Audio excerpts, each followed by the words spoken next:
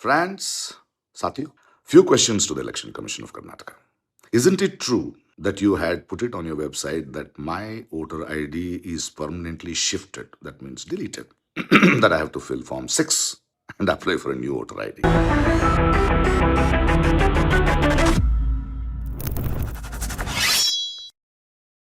France Prakash ராஜோடைய இரண்டாவது வீடியோ வெளியாகியுள்ளது. இந்த வீடியோ வெளிவந்த உடனேயே ஒட்டுமொத்த தேர்தல் ஆணையம் மீண்டும் ஒரு முறை எக்ஸ்போஸ் ஆகியுள்ளது. இந்த முறை பிரகாஷ் ராஜ் நேரடியாக எலெக்ஷன் கமிஷன் ஆஃப் கர்நாடகாவை சேலஞ்ச் செய்திருக்கிறார். இன்னும் பல வீடியோக்கள் வர இருக்கிறது, பல ஆதாரங்களை வெளிவிட இருக்கிறேன். பிரஸ் மீட்டை வைத்து ஒட்டுமொத்த உலகத்திற்கு முன்பு உங்களை நான் எக்ஸ்போஸ் செய்ய போகிறேன் என்கிற ஒரு வார்னிங்கை இந்த வீடியோ வழியாக கொடுத்திருக்கிறார். நேற்று முன்தினம் பிரகாஷ் ராஜ் அவர்கள் ஒரு வீடியோவை வெளியிட்டார். ஒரு ஜோக் உங்களுக்கு சொல்லட்டுமா? என்னுடைய பெயரை தேர்தல் ஆணையம் நீக்கிவிட்டது. அவர் கூறிய அந்த வார்த்தைகள், நான் இங்கே தான் பிறந்தேன், இங்கே தான் படித்தேன், இங்கேருந்து தான் என்னுடைய காலேஜ் எல்லாம் முடித்தேன், இந்த தொகுதியிலிருந்து தான் எம்பி எலெக்ஷனுக்காகவும் போட்டியாளராக நான் நின்றேன், அப்போ எப்படி என்னுடைய பேரை நீங்கள் நீக்கினீர்கள்? அந்த வீடியோ மிகப்பெரிய அளவில் வைரலானது. இப்போ அந்த வீடியோ வைரலான அடுத்த நிமிஷமே நீங்கள் பார்த்தீர்கள்னா தேர்தல் ஆணையம் தன்னுடைய எக்ஸ்பிளனேஷன் ஜாபில் இறங்கி விட்டார்கள்ல. பிரகாஷ் ராஜ் இந்த அப்பார்ட்மெண்ட்லேருந்து எப்போவோ காலி செய்து வேறொரு இடத்திற்கு ஷிஃப்ட் ஆகிவிட்டார், பிரகாஷ் ராஜ் இந்த அப்பார்ட்மெண்ட்டில் இருக்கிறதே இல்லை, அப்படி இப்படின்னு மழுப்ப ஆரம்பித்தார்கள். அதற்கு பதில் கொடுக்கும்படி தான் இன்றைக்கி பிரகாஷ் ராஜுடைய இரண்டாவது வீடியோ வெளிவந்தது. இதில் என்ன கூறினார் அதை நீங்கள் பார்க்க போகிறீர்கள். அதற்கு முன்பு அவர் பேசிய விஷயங்களை சுருக்கமாக எடுத்துக்காட்டி விடுகிறேன். பிரகாஷ் ராஜ் தன்னுடைய இரண்டாவது வீடியோவில் எடுத்துக்காட்டிய வார்த்தைகள், பர்மனென்ட்லி ஷிஃப்டட் என்று நீங்கள் எழுதினீர்கள்.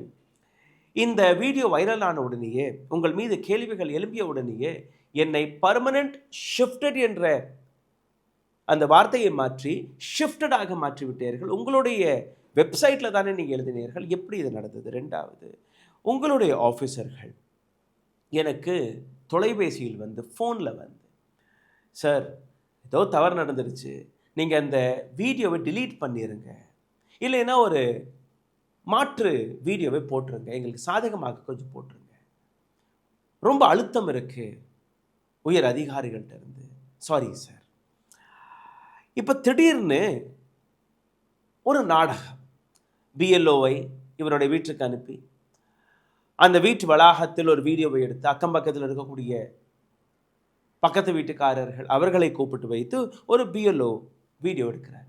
இந்த மாதிரி நாங்கள் வந்தோம், பிரகாஷ் ராஜ் 5 வருஷத்துக்கு முன்னாடியே இந்த அப்பார்ட்மெண்ட்டை காலி செய்து போய்விட்டார், அதனால் நாங்கள் அவருடைய பெயரை ஷிஃப்ட் ஆகிவிட்டார் என்று எழுதியிருக்கிறோம்.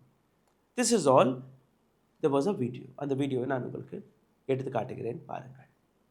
ನಮಸ್ಕಾರ, ನಾನು ಚೆನ್ನಪ್ಪ ಬಾಳಿಗಟ್ಟಿ ಅಂತ, booth number BLO. Garden apartment ಅಲ್ಲಿ ಮೊದಲನೇ ಸಲ 2-3 ಸಲ ಚೆಕ್ ಮಾಡಿದಾಗ ಪ್ರಕಾಶ್ ರಾಜ್ ಸರ್ ಅವರು ಇಲ್ಲಿಂದ ಶಿಫ್ಟ್ ಆಗಿದ್ದಾರೆ ಅಂತ ನ್ಯೂಸ್ ಬಂದಿದ್ದ ಕಾರಣ ನಾನು ಇದನ್ನ ಮಾಡಿದ್ದೆ, ASPದಲ್ಲಿ ಹಾಜರಾಕಿ ಶಿಫ್ಟ್ ಮಾಡಿದ್ದೆ. இந்த வீடியோ வெளிவருவதற்கு முன்பு ஆகஸ்ட் 11ஆம் தேதி பிரகாஷ் ராஜ் அவர்கள் வெளிவிட்ட அந்த வீடியோவை முதலில் நீங்கள் பாருங்கள். அவருடைய பெயரை ASDDO, அதாவது absent, shifted, dead, duplicate and அதர்ஸுங்கிற கேட்டகரியில் போட்டு பர்மனென்ட்லி ஷிஃப்டட் என்று கர்நாடகா தேர்தல் ஆணையம் எடுத்த அந்த ஸ்டெப், SIR வழியாக எத்தனை நபர்களுடைய பெயர் நீக்கப்படுகிறது என்று நீங்கள் பாருங்கள். பிரகாஷ் ராஜுடைய இந்த video. Well, the joke is nice. Game on. Let me see what is the process I have to go through. क्या क्या कागज दिखाना पड़ेगा to get back my voter ID? Well, game on. But one little word. My friend, you can use your powers to deny few of the citizens the right to vote who may not elect you. But can you stop us, my dear friend, from our power of bringing you down? Just asking. Bye. Prakash ராஜுடைய அந்த joke பாணியில் பேசிய அந்த வார்த்தைகளை நீங்கள் கேட்டீர்கள். 2019ஆம் ஆண்டு இந்த லோக்சபா தேர்தலும் போது எந்த கான்ஸ்டியூன்சியிலிருந்து அவர் போட்டியிட்டாரோ அந்த இடத்திலிருந்தே அவருடைய பெயர் நீக்கப்பட்டு விட்டது. இப்போ 3வது பிரகாஷ் ராஜ் அவர்கள் இன்னைக்கு போட்ட அந்த வீடியோவை கேளுங்கள். Friends, Satyu, few questions to the Election Commission of Karnataka. Isn't it true that you had put it on your website that my voter ID is permanently shifted, that means deleted, that I have to fill Form 6 and apply for a new voter ID? And once I raised the issues and when it reached millions, within hours, isn't it true that you officials called me and said there has been a mistake, we will correct it? And you also requested me to put it on social media, you are correcting it. அப்படி பிரகாஷ் ராஜ் அவர்களுடைய இந்த SIR பெயர் நீக்கம் இதில் தேர்தல் ஆணையம் சரியாக இருந்தால் எதற்காக பிஎல்ஓவை அனுப்பி இது போன்ற அலிகேஷன் எல்லாம் எடுத்து வைக்கணும்? நீங்கள் தாராளமாக ப்ரெஸ் மீட்டை வைத்தோ இல்லை அறிக்கையை வெளிவிட்டு கூறலாமா இல்லையா? எப்படி தொடக்கத்தில் பர்மனெண்ட்லி ஷிஃப்டட் என்று எழுதினீர்கள், ஈவினிங் ஆக ஆக அது ஷிஃப்டடாக மாறியது? இது எல்லாமே எப்படி? பிரகாஷ் ராஜ் ஒரு செலிபிரிட்டி. அவர் போடக்கூடிய வீடியோ பல கோடி நபர்களிடம் போய் சேர்கிறது. நேரடியாக தேர்தல் ஆணையத்துடைய அந்த உண்மைகள், அவர் தவறாக நடத்தக்கூடிய எஸ்ஐஆர் ப்ராசஸ் எல்லாமே எக்ஸ்போஸ் ஆகும்போது அவருக்காக மற்றும் இரவு பகல் பாராமல் திருத்தங்கள் ஏற்படுகிறது. அதே நேரத்தில் இந்த நாட்டிற்கு கூடிய 7.5 கோடி மக்கள் தன்னுடைய வாக்குரிமைகளை இழந்திருக்கிறார்கள். அந்த 7.5 கோடி மக்கள் சுப்ரீம் கோர்ட்டுடைய வாசலை தட்டினால் கூட சுப்ரீம் கோர்ட் கொடுக்கக்கூடிய பதில், நாங்கள் ஒரு ட்ரிபியூனலை அமைத்திருக்கிறோம், அங்கே போய் நீங்கள் உங்களுடைய கோரிக்கைகளை உங்களுடைய காகிதங்களை காட்டுங்கள். ஓகே, ட்ரிபியூனலில் போய் 36 லட்சம் வெஸ்ட் பெங்காலை சார்ந்த 36 லட்சம் நபர்கள் அதே ட்ரிபியூனலுடைய கதவை தட்டினார்கள். சுப்ரீம் கோர்ட் கொடுத்த பதில், இந்த முறை நீங்கள் ஓட்டு போட முடியவில்லை என்றால் என்ன, அடுத்த முறை போட்டுக்கொள்ளுங்கள். எலெக்ஷன் முடிஞ்சிருச்சு, ரிசல்ட் வந்துருச்சு, ஆட்சி மாறிடுச்சு. இன்னைக்கு வரை அங்க இருக்கக்கூடிய வாக்காளர்களுக்கு உரிமை கிடைக்கவில்லை. இந்த ஸ்பீட்ல நீங்க பார்த்தீர்கள், அடுத்த 21 ஆண்டுகள் முடிந்தால் கூட அவர்களுடைய பெயர் சேர்க்கப்படாது. அப்போ இந்த நாட்டு அரசாங்கம் யார் ஓட்டு போடணும், யாருக்காக ஓட்டு போடணும், யாருக்கு உரிமை கொடுக்கணும், யாருக்கு உரிமை கொடுக்கக்கூடாது என்கிற முடிவு எடுக்கிறதா? அதற்கு சாதகமாக தேர்தல் ஆணையம் வேலை பார்க்கிறதா என்கிற இந்த கேள்வி சிந்தித்து பாருங்கள். இந்த நாட்டில் எஸ்ஐஆர் யார் நடத்த சொன்னது என்கிற அந்த கேள்விக்கான விடயமே கிடைக்கவில்லை. 2025ஆம் ஆண்டு அஞ்சலி பாரத்வாஜ் அவர்கள் ஆர்டிஐ போட்டு இந்த கேள்வியை கேட்டபோது, நாங்கள் எஸ்ஐஆருக்கான முடிவை எடுக்கவில்லை, எந்த விதமான மீட்டிங்கும் நடக்கவில்லை, எங்கள்கிட்ட ரெக்கார்ட் கிடையாது. அப்போ யார் இந்த உத்தரவை கொடுத்தது எங்களுக்கு தெரியாது. இது தேர்தல் ஆணையத்துடைய பதில். அப்போ எப்படி நீங்க 7.5 கோடி மக்களுடைய பெயரை நீக்குகிறீர்கள்? சுப்ரீம் கோர்ட்டை போனால் எலெக்ஷன் கமிஷன் ஆஃப் இந்தியா ஒரு இண்டிபெண்டன்ட் பாடி, அவர்களுக்கும் எங்களுக்கும் சம்மதம் கிடையாது, அவர்கள் தனியாக முடிவெடுப்பார்கள், நாங்கள் இதில் தலையிட முடியாது. அப்போ தேர்தல் ஆணையம் அல்ல சுப்ரீம் கோர்ட் ஆஃப் இந்தியா இந்த நாட்டு கான்ஸ்டியூஷனை மதிக்கிறார்களா இல்லையா? இந்த நாட்டு கான்ஸ்டியூஷன் நாம் அனைவருக்குமே கொடுத்த அந்த அதிகாரம் என்ன? ஓட்டுரிமை. நீங்க உங்களுடைய ஓட்டு வழியாக அடுத்த அரசாங்கத்தை முடிவு செய்யலாம்.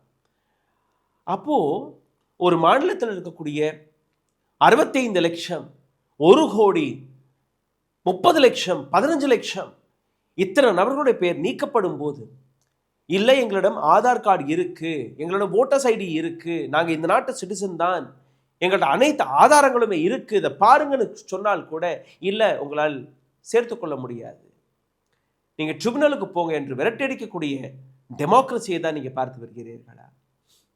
இன்னும் எத்தனை நபர்களுடைய பெயர் நீக்கப்பட இருக்கிறது? இன்னும் எத்தனை நபர்கள் தன்னுடைய அதிகாரங்களை இழக்கப் போறார்கள் என்று பொறுத்திருந்து பாருங்கள், உங்களுக்கு புரிய வரும். இந்த நாட்டில் இருக்கக்கூடிய டெமோக்ரஸி 12 ஆண்டுகளாக கொஞ்சம் கொஞ்சமாக அளிக்கப்பட்டது. இப்போ எஸ்ஐஆர் வழியாக கடந்த 2 ஆண்டுகளாக முற்றிலுமே அளிக்கப்பட்டு விட்டது. சிந்தித்து பாருங்கள். நன்றி, வணக்கம்.